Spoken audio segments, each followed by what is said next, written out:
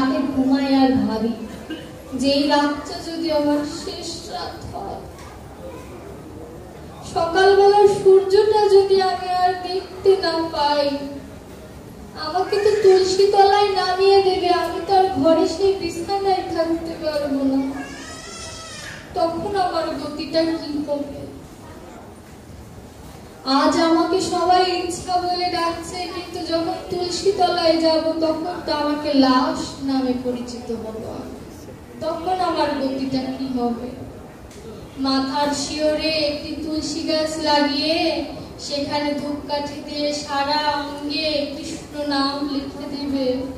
আর চিন্তা করুন, আমরা বেঁচে থাকতে সেই গোবিন্দ নাম দ্বাদশ অঙ্গে তিলক দিতে চাই না, কিন্তু যে সাজের ছিল প্রয়োজন সেই সাজেরই এখন নেই কোনো আয়োজন।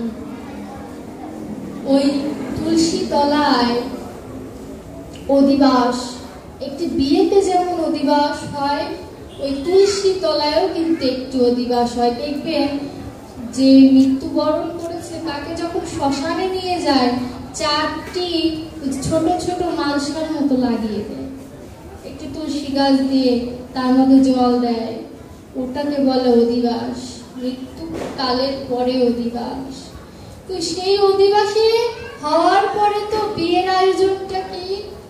বিয়ের আয়োজন ওই শ্মশান ঘাটে ওই কাঠের উপরে কাঠ সাজিয়ে যে আমাকে দিয়ে দেন, ওটি হচ্ছে বিয়ে।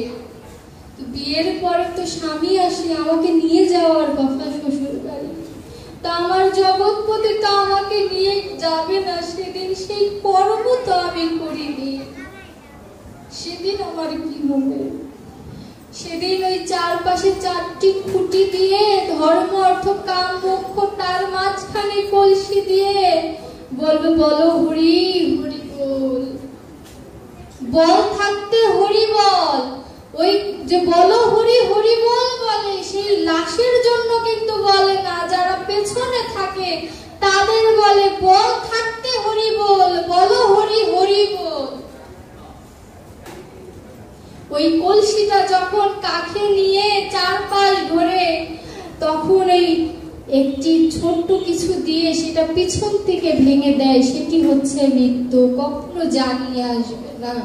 আর কলসিটা ভেঙে যে বলবে ওদিকে আর তাকিও না, কত সোনা দানা, কত ভালোবাসা, আর ওদিকে তাকালে আমার ক্ষতি হবে, আমার ভালো হবে না। এই হচ্ছে আমার জনসংসার। কত বলি আমার আমার, কে আমার, আমি কার, আমার অনুসন্ধান তো কোনোদিন করতে পারলাম না। মা আমার, বাবা আমার, বোন আমার, সকলই তো আমার, আমি কার কোনোদিন অনুসন্ধান করেছি? হে প্রভু, তুমি আমার, আমি তোমার।